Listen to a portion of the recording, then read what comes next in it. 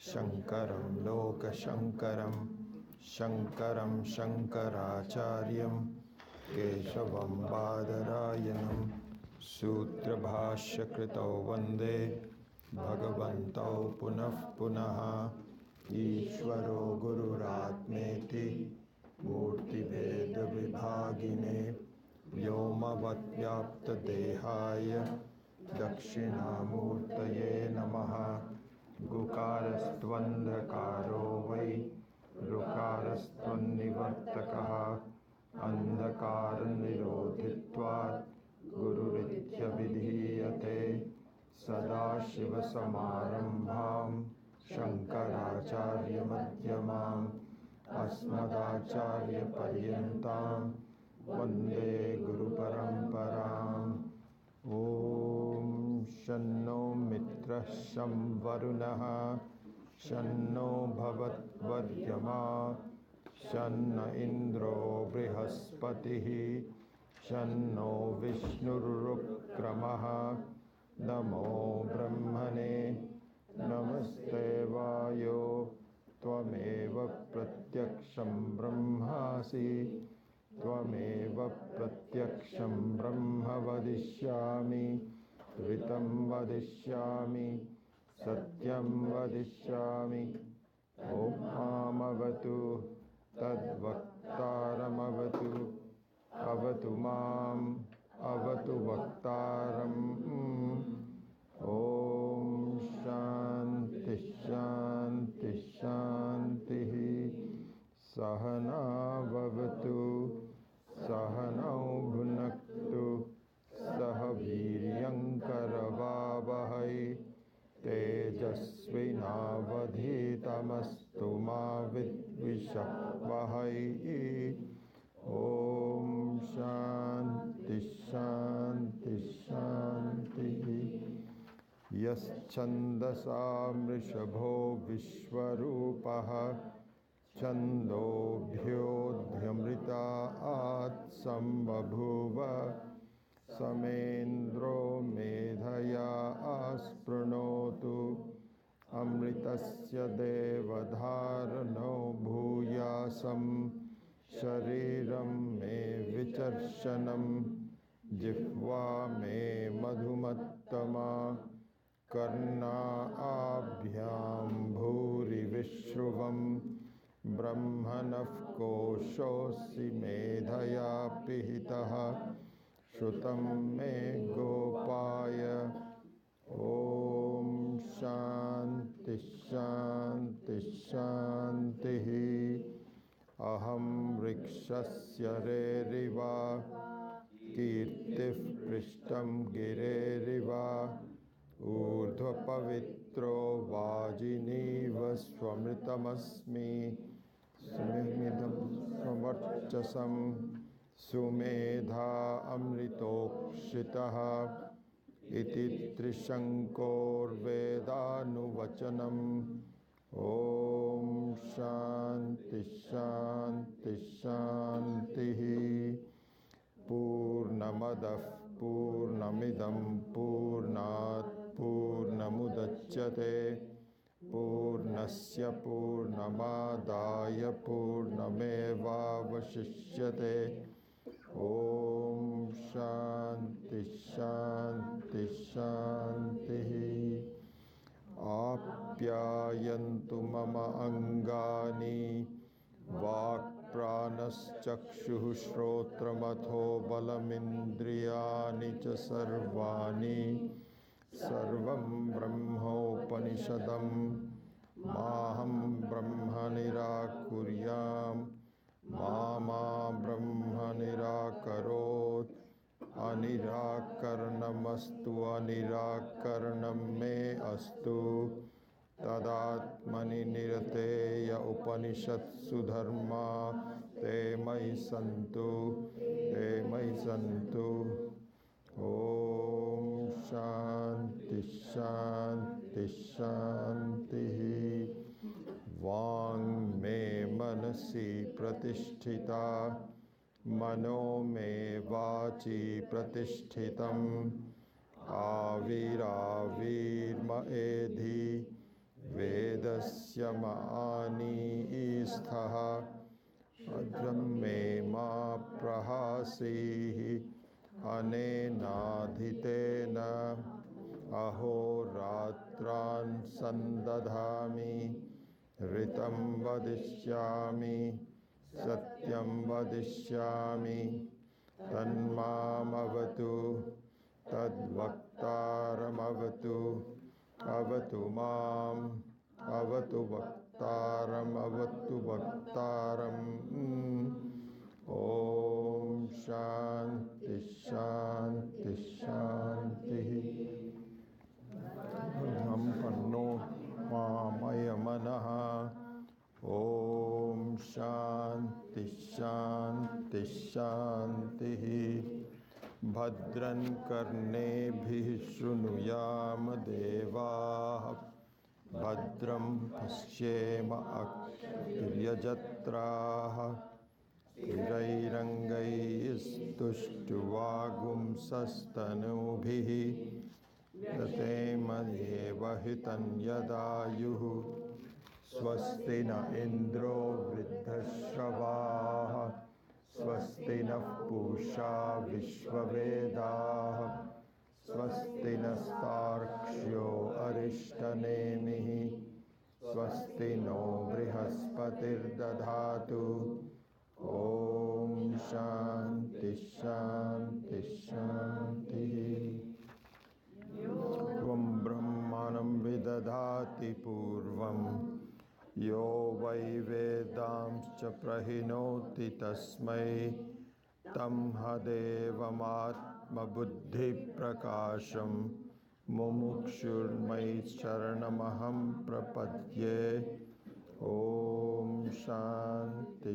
शान्ति शान्तिः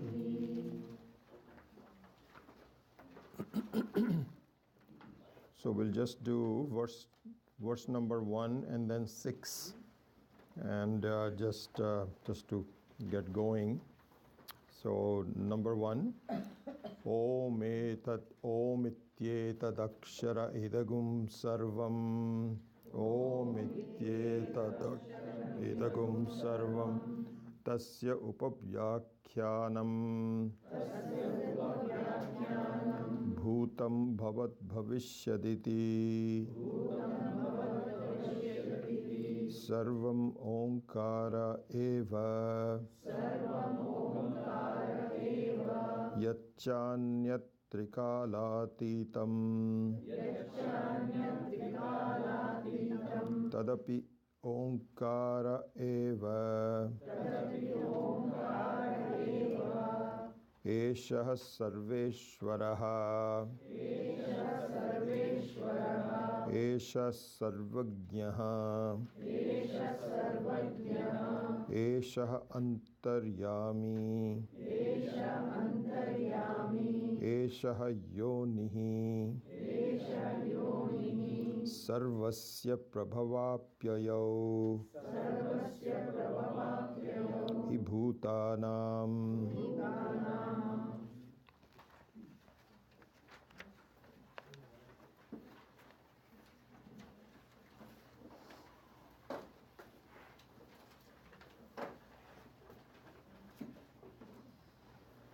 This is a very important verse. Esha Sarveshwaraha, Esha Sarvajnaha, Esha Antaryami, Esha Yonihi. So each one of these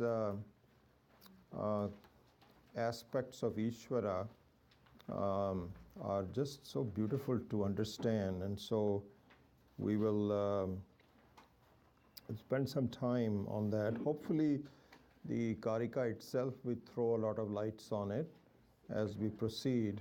But if not, then we will take each one of these points, Sarveshwaraha, Sarvajnaha, Antaryami,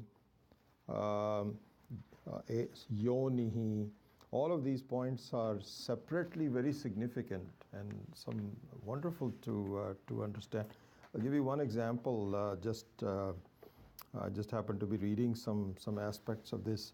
Sarveshwaraha. So Sarveshwaraha means that Um, if we look at the whole creation, which means so many different people, so many different types of people, so many different types of animals, and so on and so forth. So it is all, so Ishvara is in fact the I in each one of them. So when you say I, when each one of us says I did this, today I'm going to do this, today I think, and so on and so forth, this I is really Ishvara. And then all the rest of it's Antaryami and so on. But just staying with Sarveshwara for a minute, and even before we go into the Sarveshwara, the I is an interesting one. So, Maheshananji pointed this out. He said, supposing there is a knock on the door, and you say, who is it? And the person says, it's me. I. So you say, you should really say, look at this. Hey, I is my name. You should have a different name. Don't say I, because that is me. Everybody says me. That me, that I, even though it is misunderstood because the misunderstanding is because of the upadhi, because of the superimposition of the body, mind, and so on and so forth. But the essence of the I is Ishvara. Okay, so this is the I. Now if we look at Sarveshwara, so really you can even stop there, because the I of everything.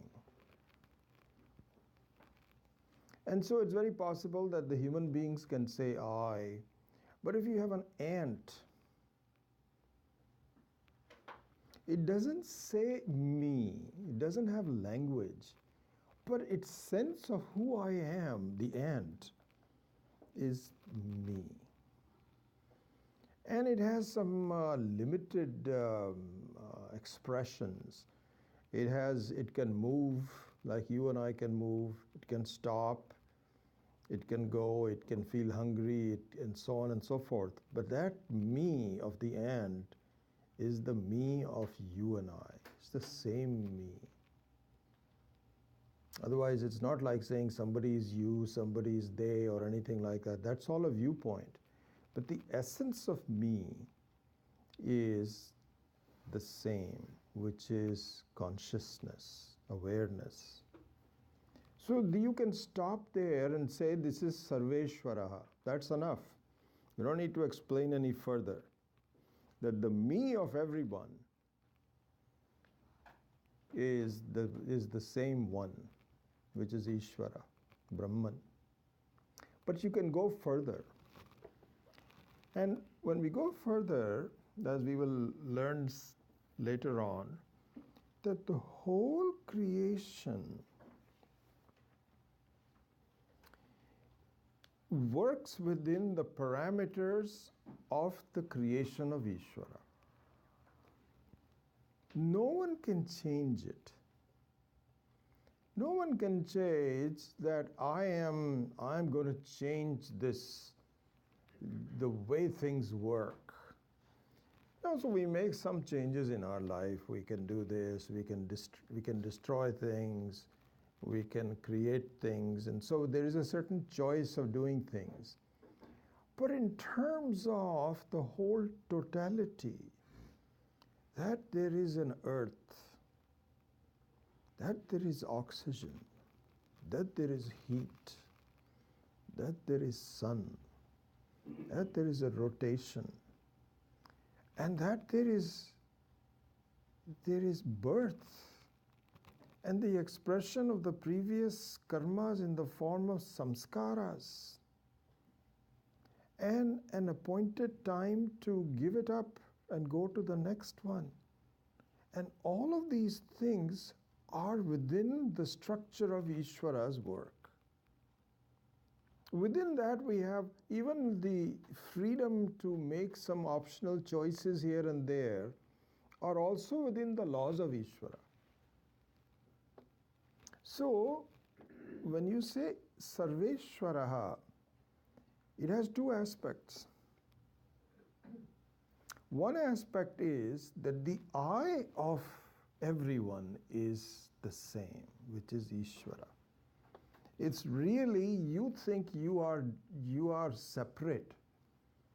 That's just your and mine ideas that I am me, I am separate, and so on and so forth. It is really Ishvara. It is Brahman that we have taken upon ourselves and usurped it for our identity. It's just exactly like this one space, and the room space can say, this is me. I have nothing to do with the other space, and so on and so forth. It is the same me. So two aspects of Sarveshwaraha. One is that the very essence, the very truth of who I am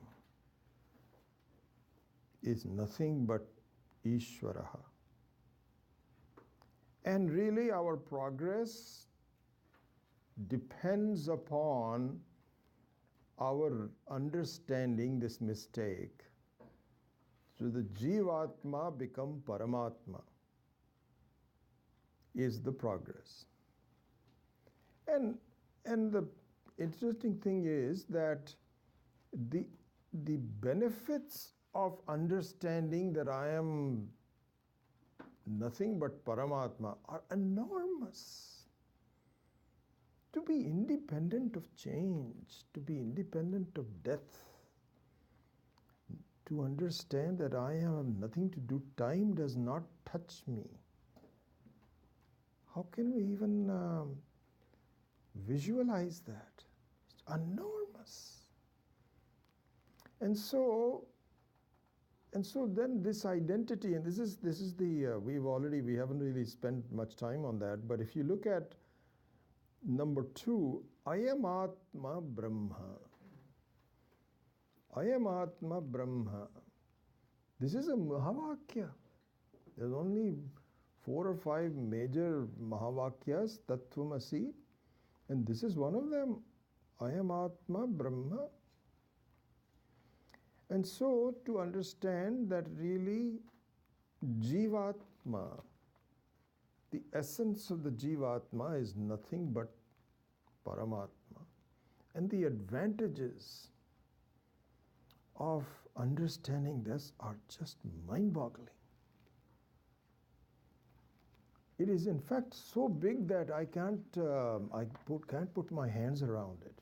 They're exactly in the example that we saw earlier, that sometime, that if you are a homeless person living hand to mouth and suddenly somebody tells you that you've got, $100 million that has been given by someone who just died, you cannot understand what $100 million can do to you. You have to do a lot of stuff just to understand your sheer fortune. Similarly is there. So I am Atma Brahman. So completing the Sarveshwaraha. So the Sarveshwara has 2 aspects. One is the very essence of I am Atma Brahman. So this is one. The I is the same, one I. The second one is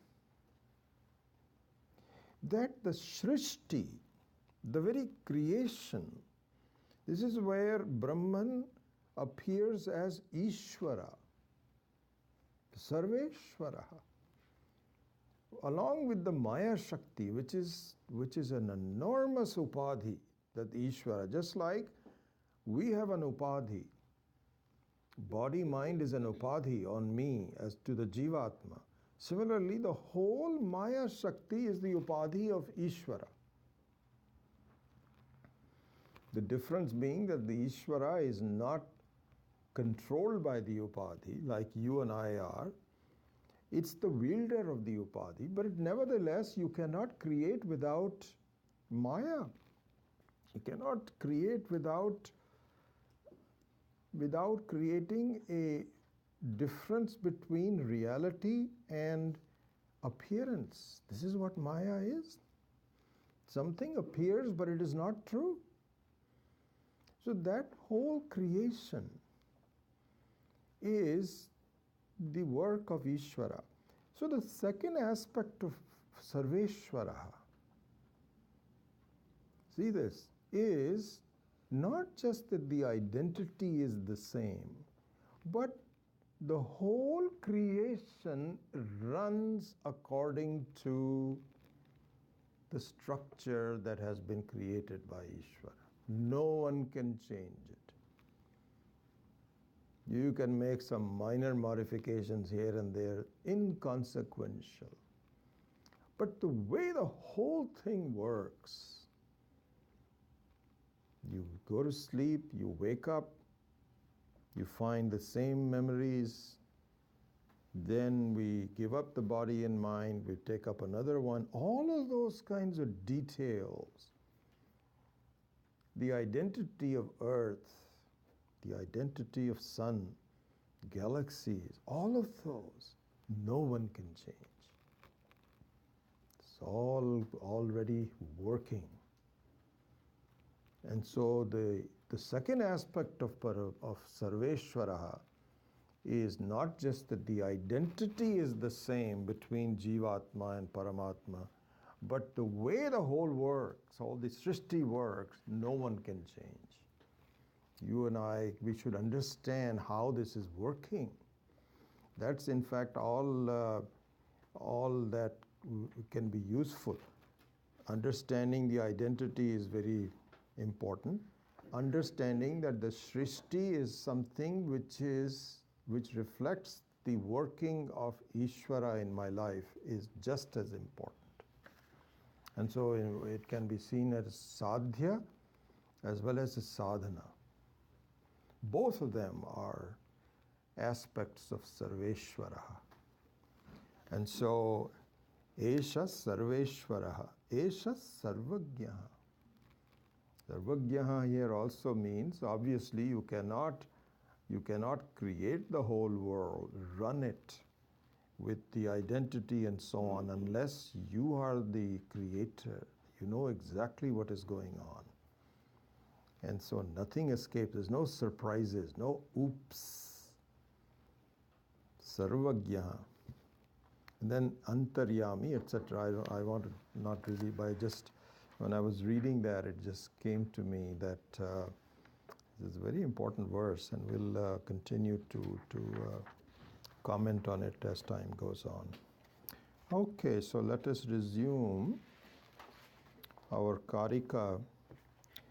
So we finished Karika number 4, Sthulam Tarpayate Vishwam Praviviktam tu Taijasam Anandascha Tatha Pragyam Tridha Triptim Nibodhata. Here, since we were talking about Sarveshvara, Antaryami, etc., one other thing to see with respect to this particular Karika verse, Sthulam Tarpayate Vishwam Praviviktam tu Taijasam Anandascha Tatha Pragyam Tridha Triptim Nibodhata. Another thing to see here, that so if you look at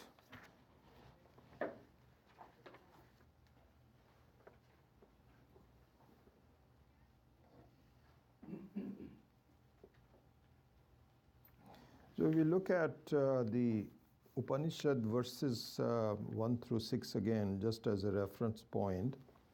So number 5 was the state of the human being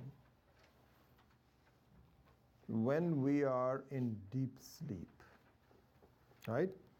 Yatra suptaha na kanchana kamam kamayate na kanchana swapnam pashyati tat sushuptam sushuptasthana ekibhutaha Pragyana ghanaha eva anandamayaha hi anandabhuk cheto mukhaha pragyas tritiya padaha. We saw this. So what it, in simple terms, what it means is that in deep sleep, we are a preponderance of ananda. Preponderance of ananda. Anandamayaha. Anandamayaha. So here mayaha is mayat means this is prachuryartham. So mayat has two meanings. One is called vikarartham, one is called prachuryartham. So vikarartham means a modification. And here the usage is prachuryartham. Prachuryartham means preponderance of ananda. Okay? So that was done. Immediately following this third state of the human being, which is Anandamayaha, is this verse that we were just looking at, Eshaha Sarveshwaraha, Esha Sarvagyaha, etc. So now, given that background, that connection, let's go back to Karika number 4. Sthulam tarpayate vishvam praviviktam tu taijasam anandascha tatha pragyam. So here, another interesting thing to see. I'm not sure that we will completely cover this today. We'll just mention it perhaps and then go back some other time. So we have, as you know, we have studied elsewhere also. So we have different layers of personality. Different layers of personality. So one is the Annamaya Kosha, the outside, which is made out of annam. This is really food. These are all rotis and dals that can get converted into the skin and bones. Anandamaya Kosha. Then we have the Pranamaya Kosha. Then we have Manomaya Kosha, Vijnanamaya Kosha, and then Anandamaya Kosha. So, Ishvaraha is in fact the Anandamaya Kosha. And the Jiva expresses itself as Vijnana, Manaha, Pranaha, and Annamaya Kosha. This is where the distinction comes in. And when you have a deep sleep, you give up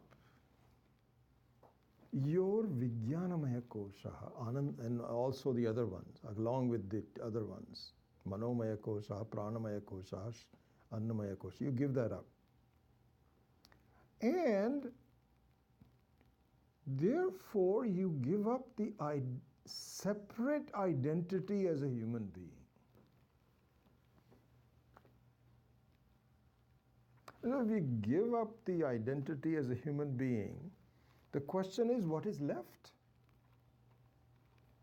You know, this is a reasonable question. If you keep on taking things away, take them out, and turn, what's left? Anandamaya Kosha, Ishvara. So here Swami Maheshananji in his commentary on Panchadashi, on 6th, 7th, 8th chapter. In fact, not just Maheshananji, Swami Vidyaranya makes this point very clear. It's a joy to read Panchadashi, I tell you. The 6th chapter, which I'm currently studying, is very long. It's got 290 verses or something like that. Can you believe it? Huge. And it is such a joy where the exploration, the connection, the connectivity, the details of Anandamaya Kosha. It's so beautiful. And so there, Swami Vidyaranya pointed out, Swami Meshan is just giving the commentary of it, that really speaking, our natural state is that of Anandamaya Kosha, which is the Ishvara. But we superimpose, because of not knowing this, Vijnanamaya Kosha and all the other ones. And those are tinged with dukkha in one form or the other. So the beginning of the human being is Vijnanamaya Kosha, which means I as an individual. This fact is pointed out more clearly in verse number 5. Okay, so I was going to actually take up verse number 5 separately and go through and so on and so forth, but I think given the background and explanation that we have just gone through, which just happened to be there in my mind when we were looking at Esha Sarveshwaraha, I think we can now connect it. So let's look at number 5, and then I won't spend the same amount of time I was planning to do, because I think that the explanation is already there. So let's, you can just follow me. Trishu dhamasu yat bhojyam bhokta yascha prakirtitaha Veda etat ubhayam yastu na bhunjano na lipyate.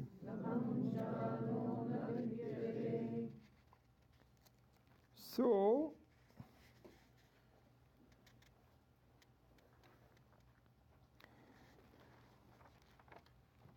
here Swami Maheshwaranji pointed out one interesting thing. Let's look at the word meanings, or let the meaning of the verse number 5 is. So, yat bhojyam. Bhojyam means one that is, there are things to be enjoyed. So whatever is to be enjoyed means both positive and negative. So completely positive enjoyment, or suffering through some dukkha, or generally a mixture of those two. Bhojyam. Trishu dhamasu yad bhojyam. So whatever is enjoyed, and whoever is the enjoyer, bhokta yascha prakirtitaha. Trishu dhamasu yad bhojyam. Trishu dhamasu yat bhokta yascha prakirtitaha, one which is mentioned, Veda etad ubhayam yastuna bhunjanana lipyate. He says, okay, let's look at the translation. Whatever is enjoyable in the three abodes, three states, and whatever is the enjoyer in those three states, again, one who knows the duality is really the same person is not affected. Na lipyate. It's difficult, but anyway, that's what it is. So now let's look at the meaning of it. So what happens is, okay, one interesting thing, na lipyate. That means asangaha, aham asangaha.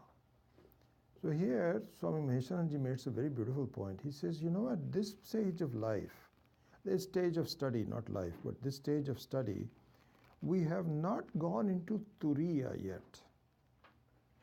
So that will come in on the 7th verse of the Upanishad. So essentially the Karika will have 9 verses of Karika. We are doing number 5. And then we will go back to the Upanishad with the verse that talks about the Turiya. So far, the Upanishad has focused on neti neti, what it is not, what it is not. The Turiya will be the positive, not what it is not, but what it is. So this is the structure that will go. So Swami Maheshananji says that the word lipyate is not the total asangatvam that will come after the Turiya verse. So this is relative at this point in time. This is relative, it's not absolute. It is just almost there but not quite there. But given that, na lipyate means that if one thinks carefully, like we did just now, that the I of everyone is the same. In fact, that is the second stage. Interestingly enough, the first stage is you should see that the I that is so different from each other within yourself is the same. How? Because you have a Jagrat Avastha where you have a personality, you have relationships and, age and body and so on, you know that. Then you have an I as a Swapna Avastha, where you are given the freedom to just think of anything you want.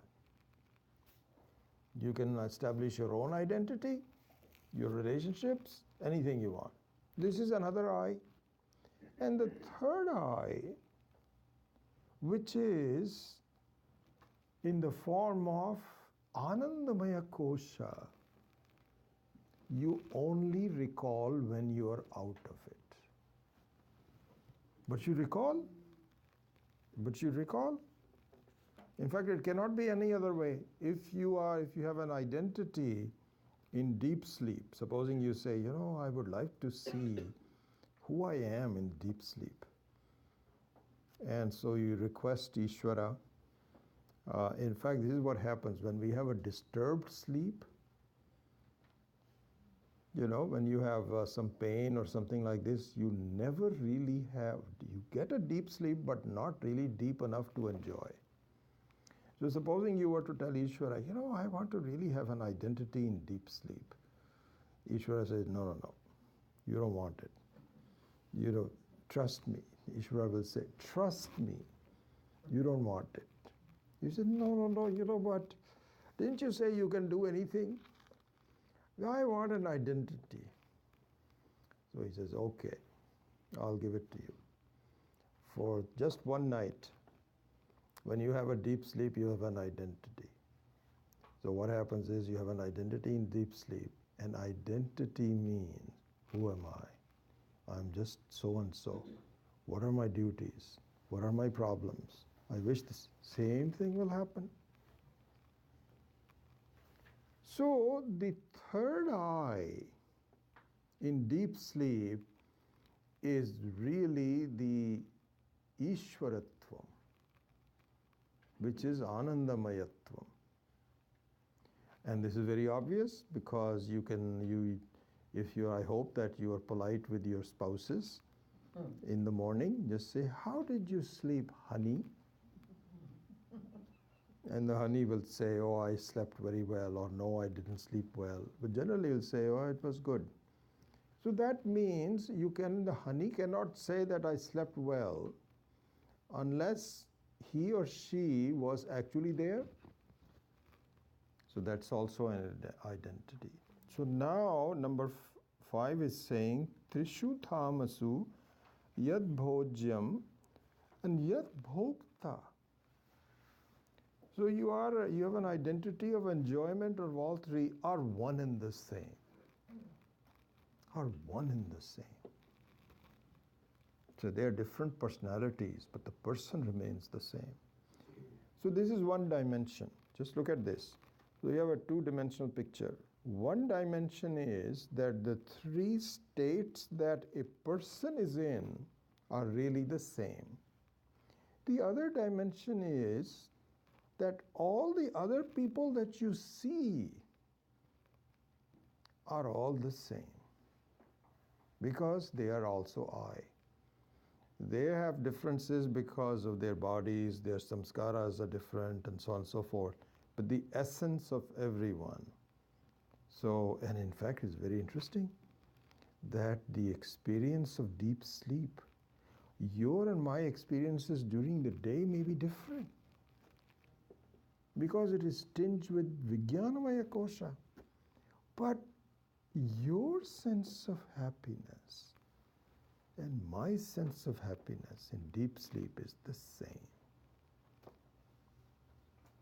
Is the same. And in fact, this is a natural one. Because if somebody is just sitting quietly and just has a nice, doesn't have a frown on the face, you just have a nice, quiet, so forth. You don't go up to the person and say, "What's the matter with you? How come you're happy and you're quiet and satisfied?" But on the other hand, and that state is the natural one. On the other hand, if somebody has a scowl on the face or is angry or something, then you say, "What's the matter? What's wrong?" But if the person is just sitting there quietly, we understand this is good. Why do we understand? Because this is the way I am. I'm disturbed if I'm angry or something like this, and I don't like it. It's like an external perturbation. But my natural state is just quietness and not wanting anything. Just this is the natural state. And this natural state, this is the point I was making, is the same. So these are all pointers that we have to say the very presence of Ishvara. I, Sarveshvara, I, the structure, the very Srishti, and the very presence of Ananda. All of this is one and the same. And up to a point, if you think about this, saha bhunjanaha na lipyate. Because, really speaking, lipyate means that if you are starkly affected by the dukkha of life, it is because you make distinctions between your own self, with others, it's duality, it's fighting, all of that. But even at a superficial level, if you're able to see the identity of both dimensions, your own identity in different states, and the same identity of different people and so on and so forth, to that extent, you are not tinged with the same dukkha. It's kind of like you're just taking some kind of you're wearing shoes and you're not really affected by walking on thorns, or you have some kind of an anesthesia. Relative. We haven't gone to Turiya yet, but even at a relative stage, as Swami Maheswaranji pointed out, that na lipyate is because if you begin to see the identity between similarity, not even just, this is, I think I would replace the word identity with It's not identical yet, but the similarity allows you to not be affected by dukkha as much.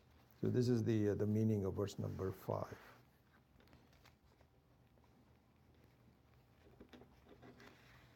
Then let's go to number 6.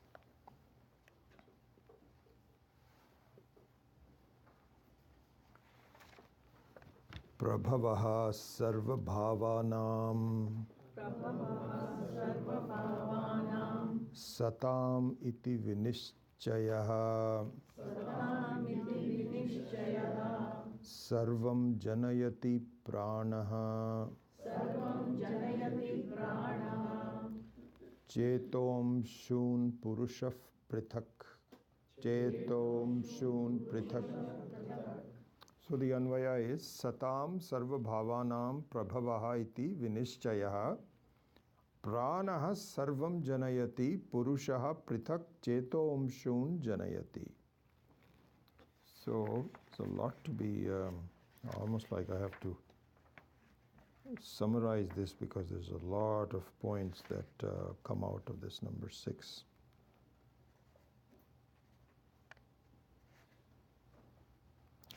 So this verse and 7, 8, and 9, this is the beginning of a set of the 4 verses up to 9, after which then this section prior to discussing the Turiyam stops. So this is the final set of the 9 verses. Okay? So here, instead of going through the word by word meaning, I'll follow the lead of Swami Maheshananji in discussing a very interesting, a very important point. And then we will come back and plug in the words from the verse. Okay? So the key word in discussing the very primary reason of these 4 verses, this key word in Sanskritam is called vyavastha. Vyavastha. Okay? So, Vivastha has now become so prevalent in my mind that yesterday I actually looked up the English translation of this word. And there's no simple translation, but I'll try to convey a picture so that you can get an idea. Okay? So, a lot of discussion on this point itself, Vivastha. So, interesting. Vivastha means a definitive explanation, a structure, a system,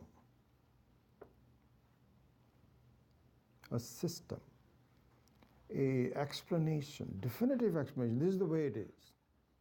These are the things. And you can, from a relative standpoint, you can say, like anything which is sophisticated, like a cell phone. Okay, cell phone. And so I'm an Android person. I'm probably in the minority. But a new Pixel, I just got a new Pixel from Google because my son worked there, so I have to get, otherwise, it's not that he's giving me free. I have to buy this on my own. But certainly I think that, so my wife is on iPhone and I'm on Pixel. So this Pixel or the iPhone, whichever, has a vyavastha. This is how it works. This is the software, this is the hardware, this is the pictures, this is photographs, all those kinds of things. The whole definitive definition of how one is called vyavastha. Called vyavastha. Okay. And that means, really speaking, from the standpoint of an object like the phone, There's nothing that, even if things are not done in a particular way, there is a reason why they are not done in a particular way. It's all done in that manner. So this is a complete vyavastha. This is called vyavastha. Okay?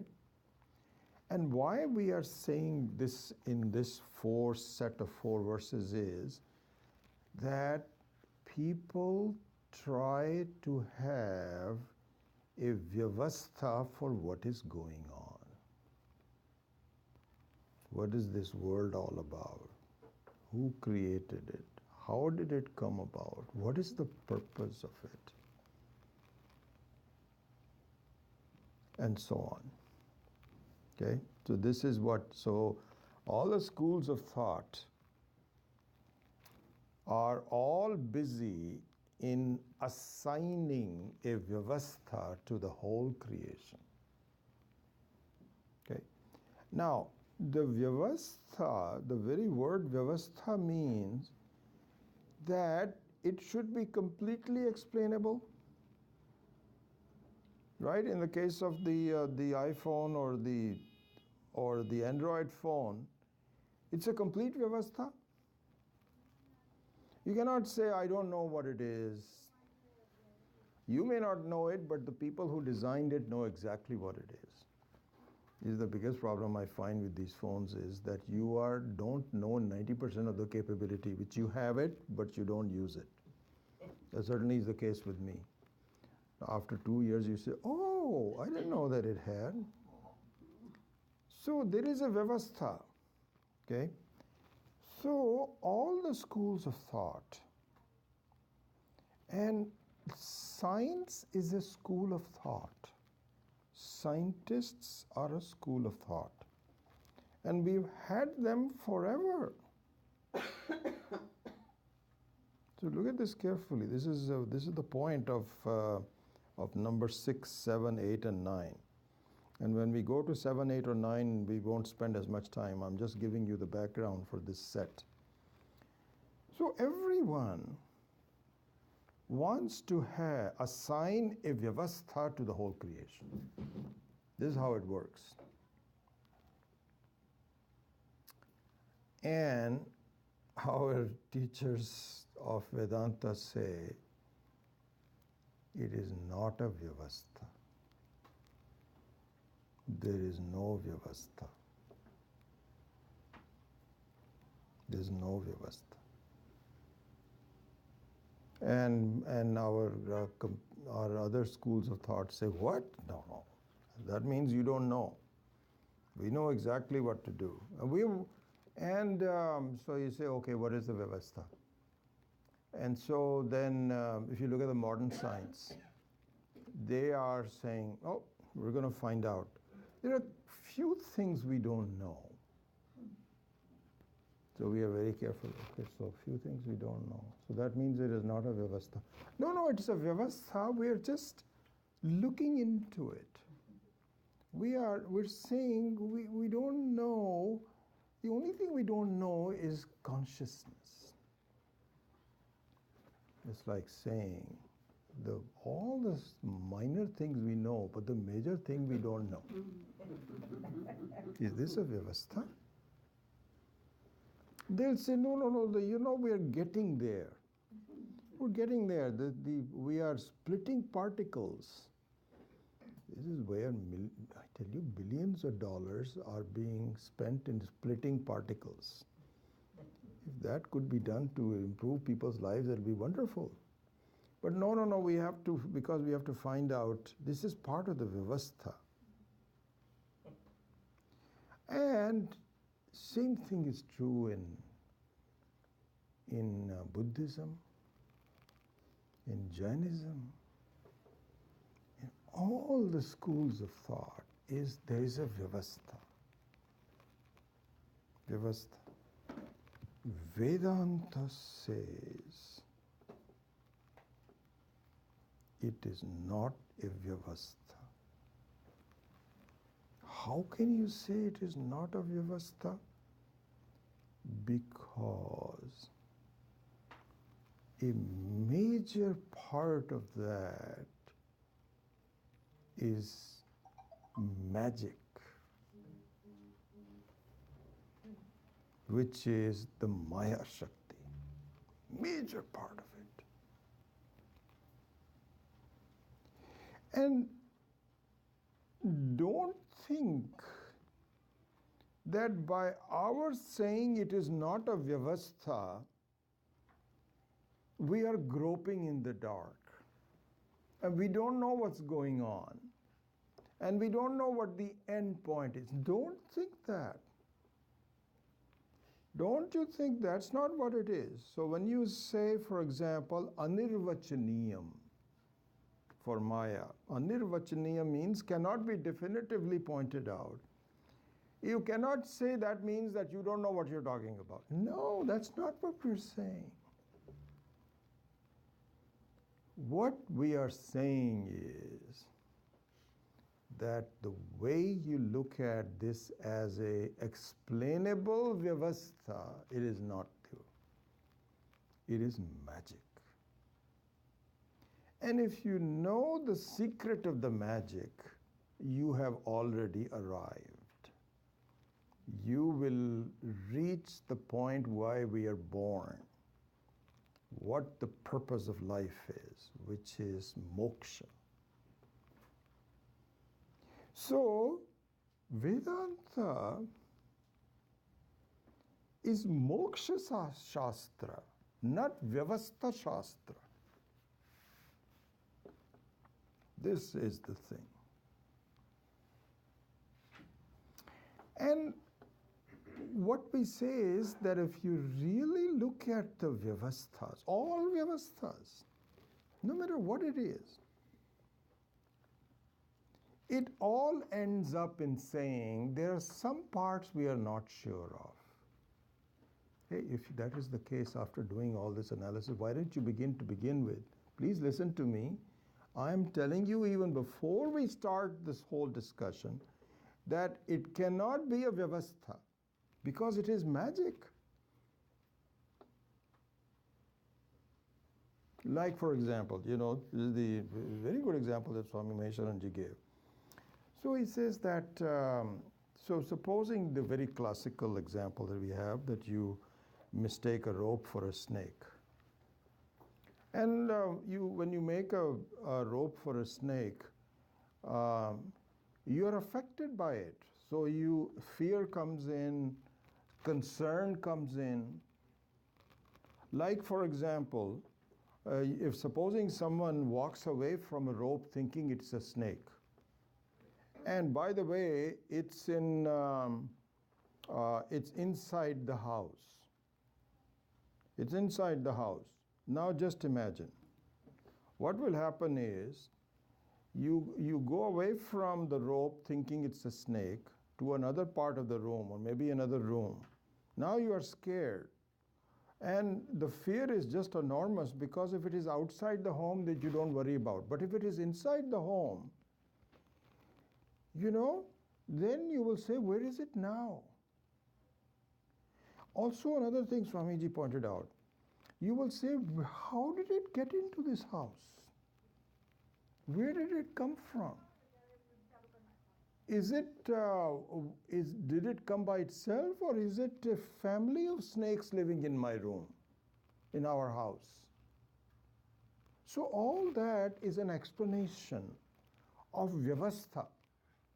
How did it get here? What is going to happen to it?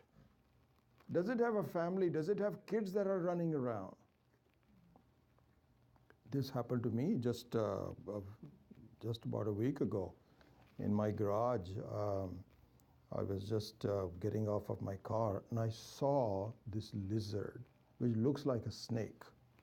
It's a huge, about this big of a lizard, and very dark brown in color, with a long tail, dangerous looking thing. And I've taken out a couple of them. I don't know how they get in, because I don't think I have any crevices. I found this thing. So my wife and I were both coming back. I says, Pami, can you get me a broom? She says, where is it? So I'm keeping eye on this guy, and he's slithering around, and so on and so forth.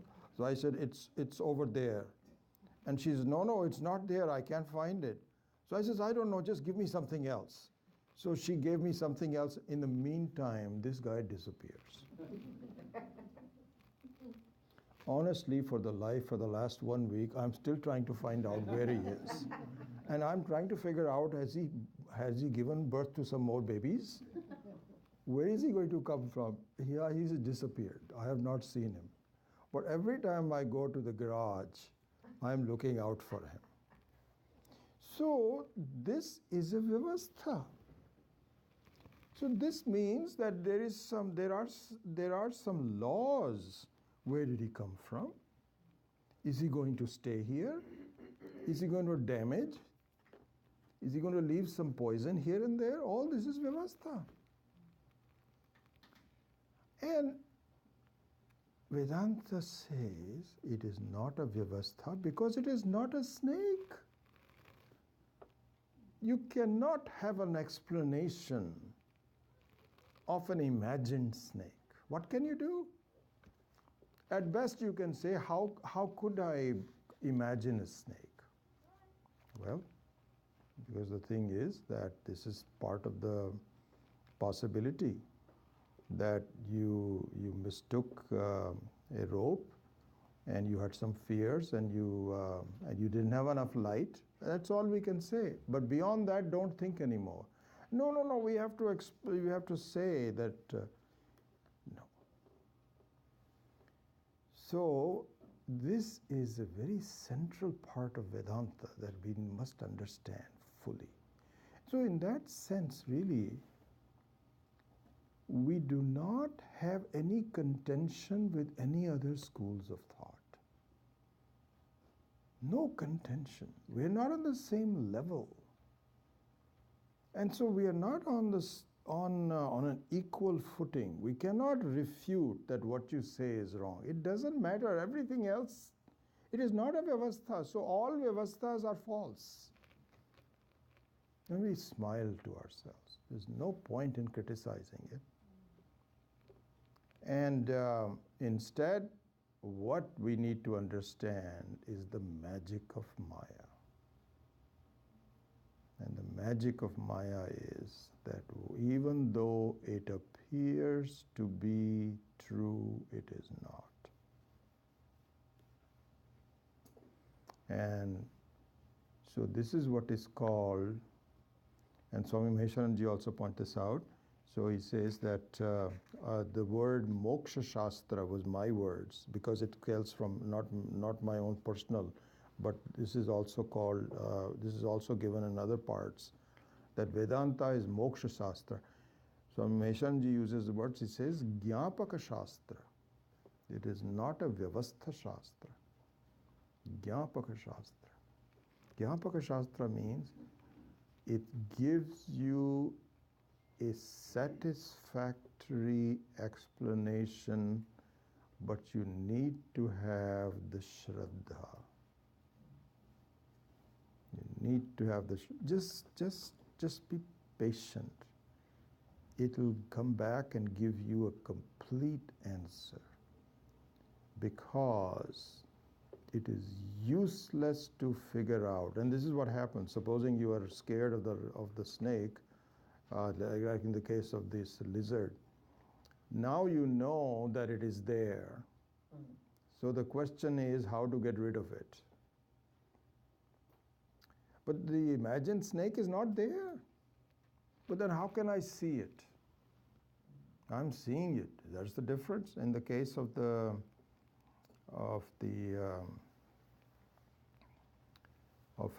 imagined snake, you can show the light and say that, oh, yeah, I thought it was a snake. Yeah, no, it's not there. Are you sure it's not around here somewhere? He says, no, it wasn't there to begin with. And really the same example is that of a dream. In the dream, there is apparent duality, multiplicity. But after you wake up, it's all gone. It's the same person that even before you went to sleep, you're the same person. While you're dreaming, you're still the same person. It's not as though you became multiple. And after the dream, you're the same person. So similarly here, prabodha samaye yat pratyabhigyayate, as the says that when the right conditions are given, duality disappears. And in order for you to wake up, you need to see that this is not a vyavastha. In fact, people who think in terms of solving the problems with the world being real are never going to solve it. Never. Swami Maheshananji says very interestingly, he says, you know what? Think about it this way. Look at our history. Our history is all the humankind's history, but let's just look at India, which is the very crucible of Atma-jnanam. Is where it is well preserved. Nobody has been able to disturb it. Only place that you can get it. So let's look at India. If you look at the history of India, you find people trying to have vyavastha for a long time. For a long time. There was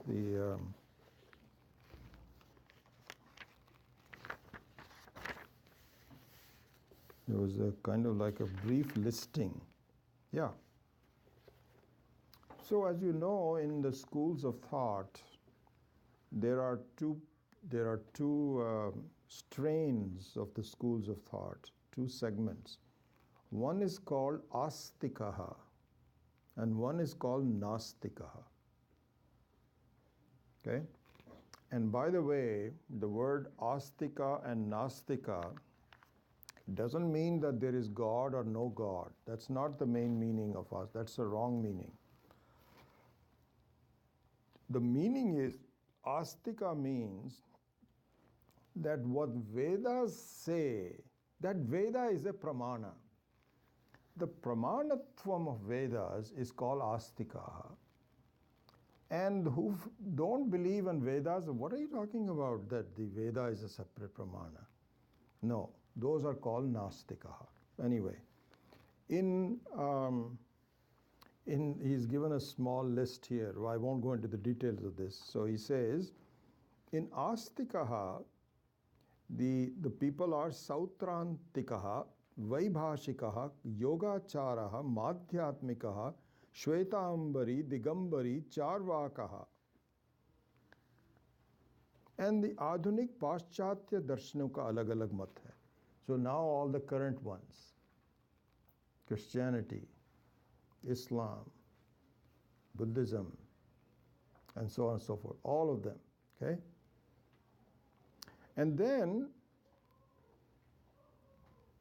today also, you now have the scientists,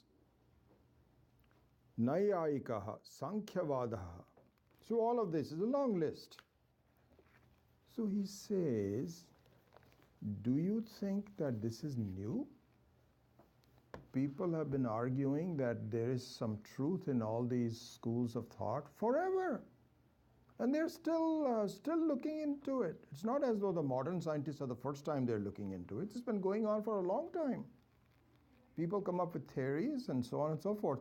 A lot of very, very important theories about Sankhya system, that how the particles, they form separate prakriti, etc., etc. And none of them really work. It is stupidity to really look upon them as a vyavastha. Because the very presence of Maya Shakti means it cannot be a Vyavastha. And so anyway, so that's what it is. And so we will continue, I think, hopefully I'm trying to see whether we can now summarize all 4 verses. Maybe not in the next class, because number 7, 8, and 9 simply talk about the various schools of thought that they think this is Vyavastha.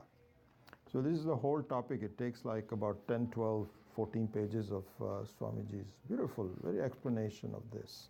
That's why I really enjoy that, because he doesn't go by just one word and then go on to the next one. He gives the complete commentary of what the thought process is. So we will look into that next time. So I'll leave some time for questions. Om Swasti Prajabhyah Paripalayantam Nyayena Margena Mahim Mahishaha Go Brahmanebhya Shubhamastu Nityam Loka Samastha Sukhino Bhavantu Kale Varshatu Parjanyaha Prithvi Sasya Shalini Desho Yam Shobharahitaha Brahmana Santu Nirbhayaha Sarve Bhavantu Sukhinaha Sarve Santu Niramayaha Sarve Patrani Pashyantu Ma Kaschid Dukkha Bhag Bhavet Asato Ma Satkamaya Tamaso Ma Jyotirgamaya Mrityorma Amritam Gamaya Om Purnamadav Purnamidam Purnat Purnamudachyate Purnasya Purnamadaya Purnamevavashishyate Om Shanti Shanti Shanti Hari Om Shri Gurubhyo Namaha Hari Om. I remember Swami Dayanandji in the very beginning used to say this, and we didn't quite understand this. It takes a lot of understanding of it. But he used to say, Vedanta is not a system. So we used to say, what do you mean it's not a system? It is a system. And but never really understood that until more recently, when the explanation of Vyavastha and so on and so forth. But I remember his words so clearly. He says, Vedanta is not a system. This is what it means. It's not a Vyavastha. Anyway, Kalpana? We say that this Vyavastha is not explainable. Can we say it is also, or majority of it is because of the karma and the karma phala, the secret of that could not be explained as an individual level and collective level, and lot of things that are happening is because of that's not explainable? So I would say yes, in a way that really the whole goal of life is to understand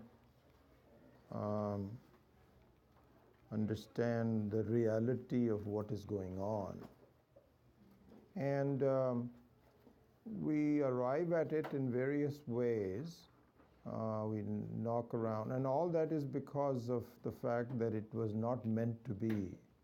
I'm not ready yet. I wasn't able to find the right person, or my own thinking is not, a variety of things. It's all based on samskaras and karmas and so on. But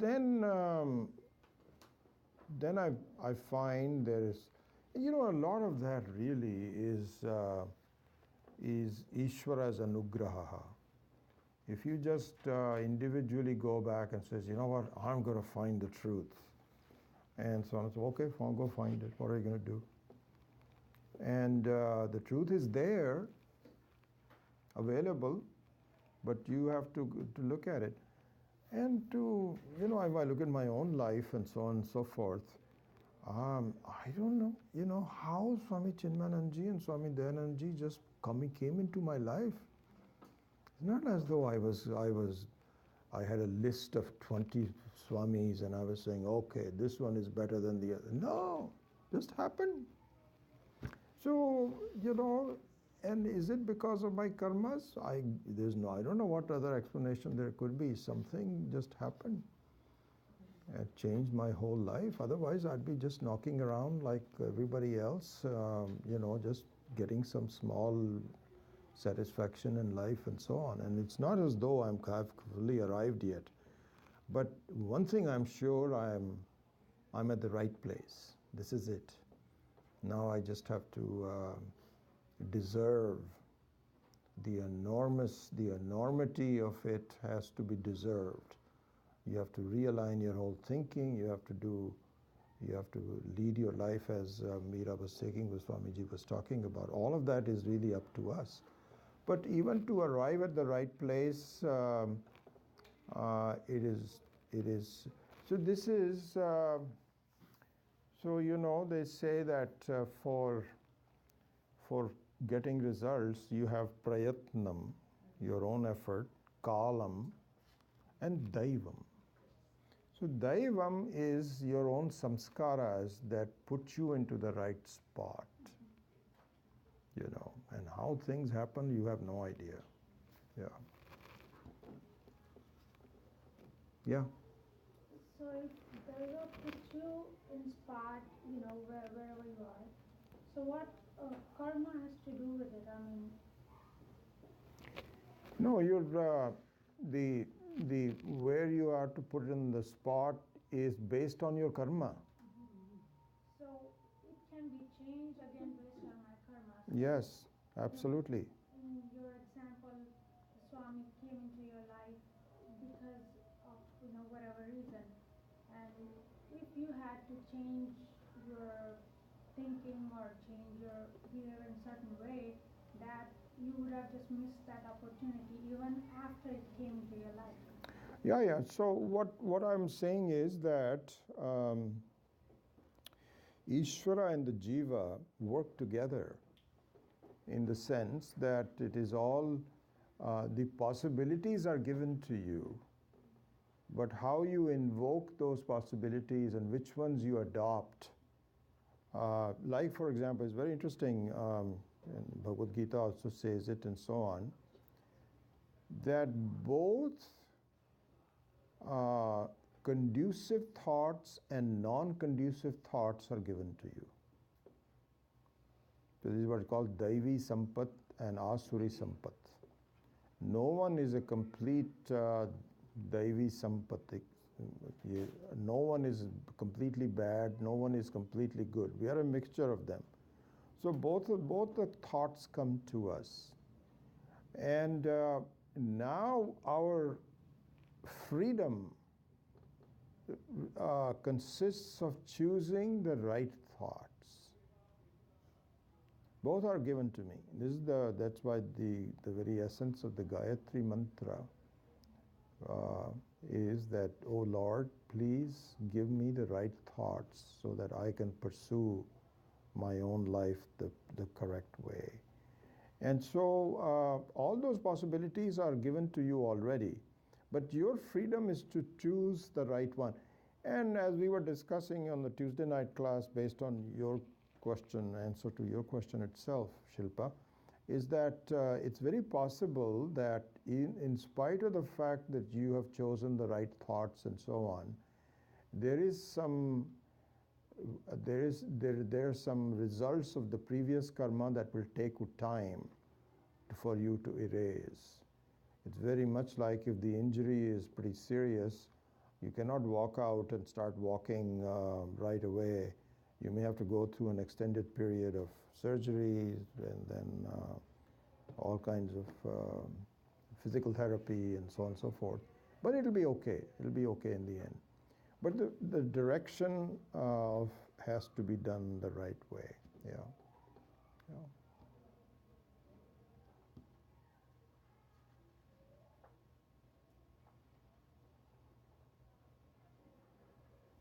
This this pursuit of this vyavastha is a very important one. So we will go back to it. It's not enough time to really fully explain it. I just gave you the introduction to it. But so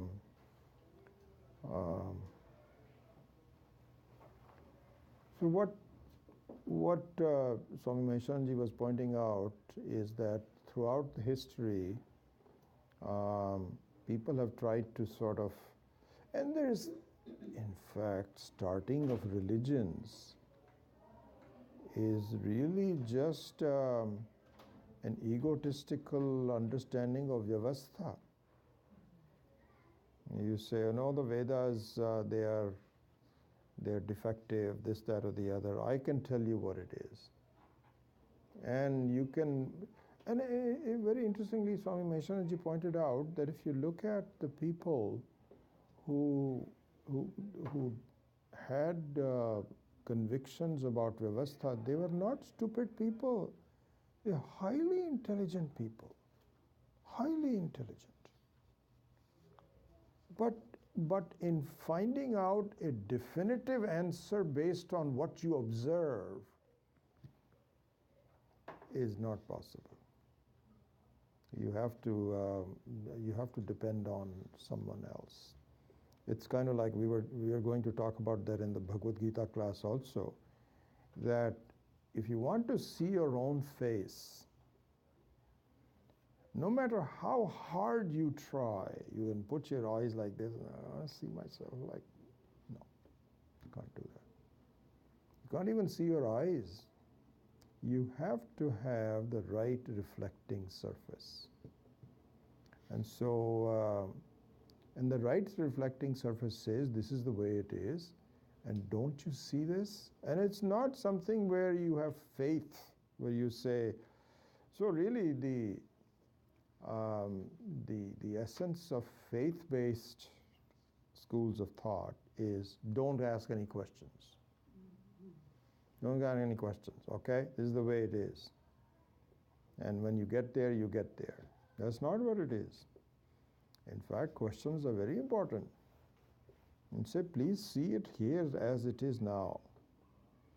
And so, so in the entire history of human thought, all the vyavastha-based schools of thought were done by very intelligent people.